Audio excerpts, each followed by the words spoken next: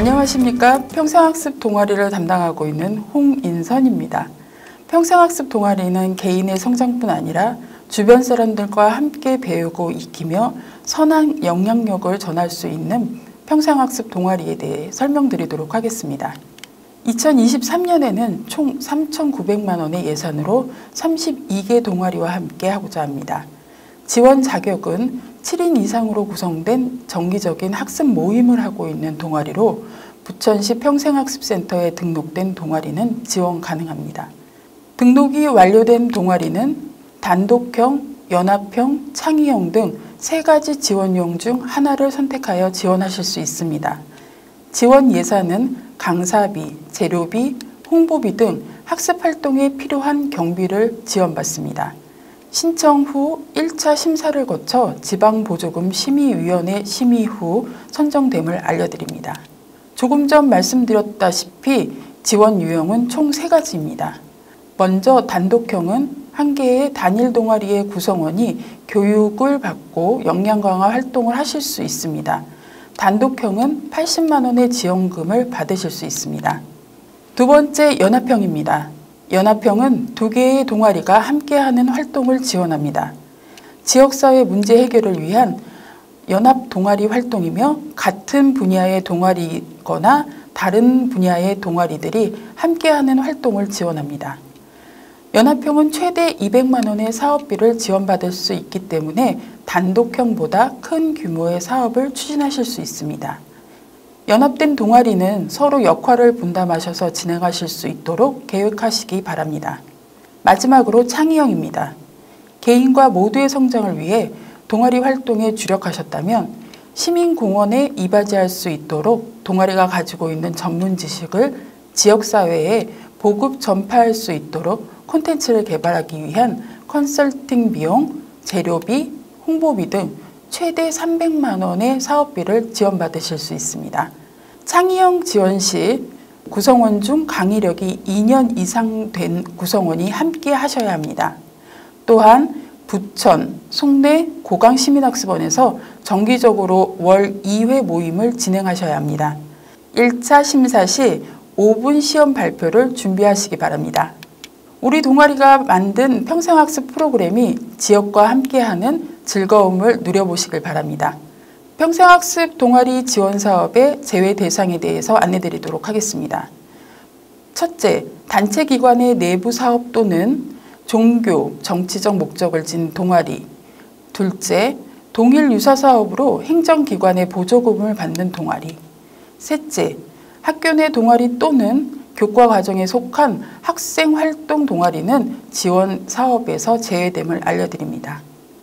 지금까지 설명드린 동아리 유형을 확인하시어 평생학습 동아리 지원 사업의 신청서, 평생학습 동아리 소개서, 사업계획서, 개인정보 수집 이용 동의서를 작성하신 후 지금 화면에 나가고 있는 주소로 우편 또는 방문 접수하시면 됩니다.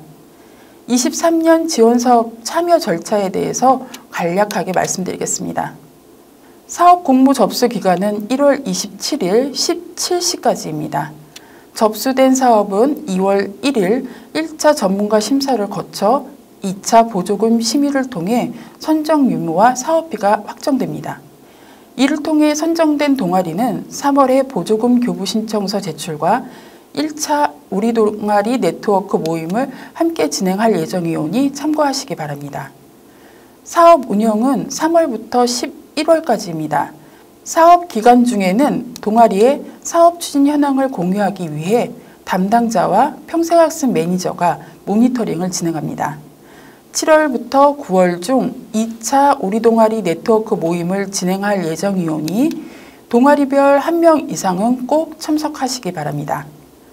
사업 운영은 10월 말까지이며 2주 이내로 정산 결과 보고서를 제출하셔야 합니다. 지금까지 동아리 사업의 유형과 참여 절차에 대해 안내드렸습니다. 다음은 지원사업 유의사항에 대해 안내드리겠습니다. 먼저 선정 동아리 필수사항입니다. 첫째, 예산 항목은 강사비, 재료비, 교재비 등으로 편성하셔야 합니다. 둘째, 자부담은 보조금의 20% 이상으로 납부하셔야 합니다. 셋째, 선정 후 자원봉사 1회 이상은 추진하셔야 합니다. 넷째, 워크숍 및 역량과학 교육은 동아리별 1명은 필수 참석하셔야 합니다. 다섯째, 실적 보고서는 연 2회 제출하셔야 합니다. 앞서 말씀드렸다시피 22년 일정으로는 6월과 9월에 진행하였으므로 참고하시기 바랍니다. 이번엔 23년 변경된 사업에 대해서 안내드리도록 하겠습니다. 동일 유형으로 3년 이상 지원은 불가합니다. 예를 들어 20년, 21년, 22년 단독형으로 진행한 동아리는 23년 동아리 지원 사업에 지원하실 수 없습니다. 둘째, 창의형이 변경되었습니다. 콘텐츠 개발과 보급을 위해 시민학습원에서 월 2회 이상 정기적인 모임을 진행하셔야 합니다. 창의형은 앞에서 자세히 말씀드렸으니 참고하시기 바랍니다. 신청서 작성 시 유의사항에 대해서 다시 한번 말씀드리도록 하겠습니다. 첫째, 23년은 대면 활동을 우선 지원합니다. 둘째, 예산 편성은 강사비, 재료비, 교재비 등 학습 활동에 필요한 경비만 사용 가능하며 한 항목당 80% 이상 편성하실 수 없습니다. 셋째, 보조금의 20% 이상 자부담을 설정하셔야 합니다.